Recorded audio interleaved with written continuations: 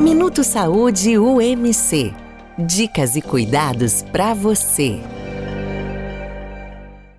Olá, bem-vindo ao Minuto Saúde UMC. Estamos hoje aqui com a doutora Natália Naves. Tudo bem, Natália? Tudo ótimo, tudo. A doutora Natália ela é oncologista da Oncoclínicas. Doutora Natália, vamos conversar hoje sobre câncer. O que é câncer? Então, essa palavra que assusta tanto, né, que as pessoas têm tanto medo e acabam nem falando o nome todo, conhecida como CA popularmente, nada mais é do que a multiplicação de células irregular. Né? Então, as nossas células, elas têm um mecanismo de morte natural que a célula do câncer não tem. Ela continua se multiplicando indefinidamente sem um mecanismo de parar. E ela tem a capacidade também de dar o que a gente chama de metástase, que é quando a célula ela vai de um órgão para outro. Né? Então, ela é capaz de se disseminar pela corrente sanguínea e continuar crescendo em um lugar distante de onde ela surgiu. Né? Então, por definição, é isso que define e diferencia a célula do câncer das células normais. E o que causa câncer? Tem causa? Tem causa, mas a gente não tem causa para todos os cânceres. E eu vejo que a gente não tem resposta para todas as perguntas. Então, muitas vezes, a gente se depara com câncer no paciente jovem, que tinha hábitos de vida saudáveis, que não tem nenhuma mutação, nenhuma história familiar, né? E a gente não consegue identificar essa causa ainda. Mas a gente sabe que, assim, hoje em dia, a genética é responsável por em torno de 10% na população geral. Lógico que tem famílias que têm mutações familiares que devem ser identificadas, e essas mutações conferem, às vezes, até 100% de câncer, como, por exemplo, na polipose adenomatosa familiar, né, que é uma doença do intestino. Mas na população geral, a gente sabe que hábitos de vida que não são saudáveis, como fumar muito, beber, não praticar atividade física, porque hoje em dia a gente sabe que o sedentarismo, sozinho, por si só, ele é um fator de risco para o câncer. Então, não precisa a pessoa ter sobrepeso nem obesidade. Só de não praticar atividade física e ser sedentário já é um fator de risco a mais. Então, eu destacaria esses 3 como principais, mas também o consumo de alimentos ultraprocessados, né? Uma dieta rica em carne vermelha, que a gente orienta, não é cortar o consumo e virar vegano, que hoje em dia tem muita essa confusão e muito 8 ou 80 nas coisas, né?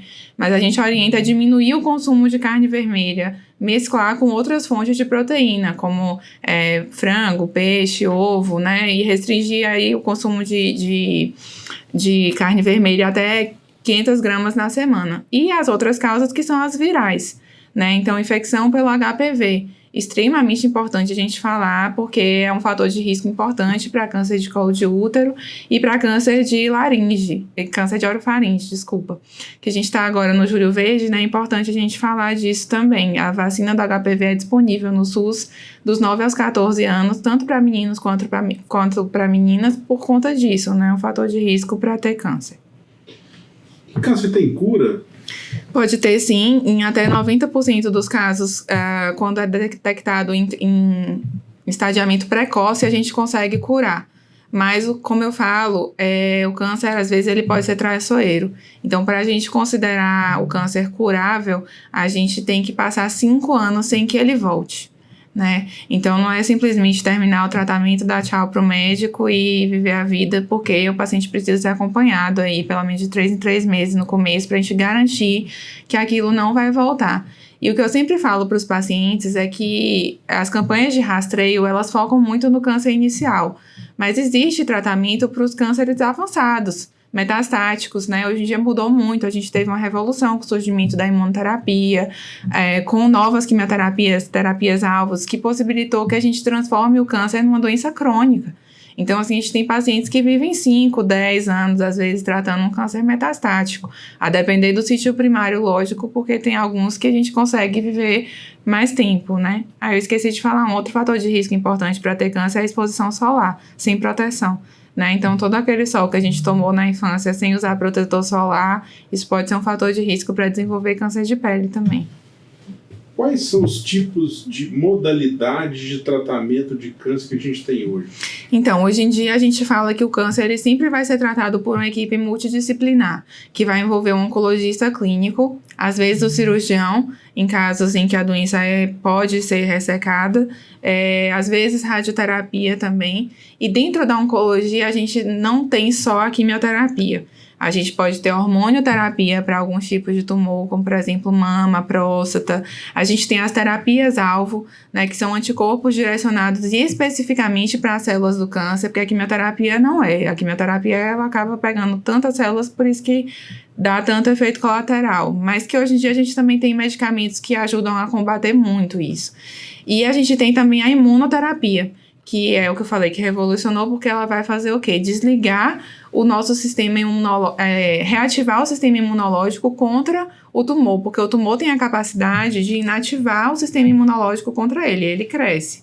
Mas quando a gente reativa o sistema imunológico contra o tumor, aí isso tem tido resultados muito bons.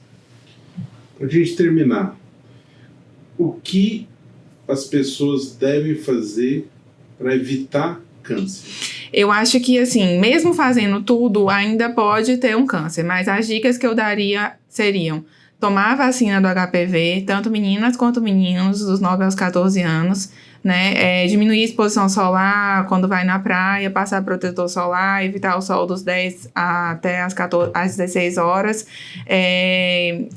Hábitos saudáveis, né? Então, não fumar, diminuir o consumo de bebida alcoólica, praticar atividade física e diminuir o consumo de ultraprocessados. E para detectar o câncer precoce, que isso é muito importante, fazer os exames de rastreio. Então, né, mulheres acima de 25 anos têm que fazer o preventivo, uma vez ao ano com o ginecologista. A partir dos 35 anos, ultrassom de mamas. A partir dos 40 anos, mamografia. Homens a partir de 50 anos fazer toque retal e PSA para rastreio do câncer de próstata e para ambos os sexos com 45 anos fazer colonoscopia de rastreio para o câncer de intestino. Então, além de a gente prevenir o câncer, a gente também tem que detectá-lo de maneira precoce fazendo os exames de rastreio que são indicados, porque também não é para chegar e fazer ressonância de corpo inteiro, PET, essas coisas, né? Natália, muito obrigado. Obrigada a vocês pelo convite. Minuto Saúde UMC.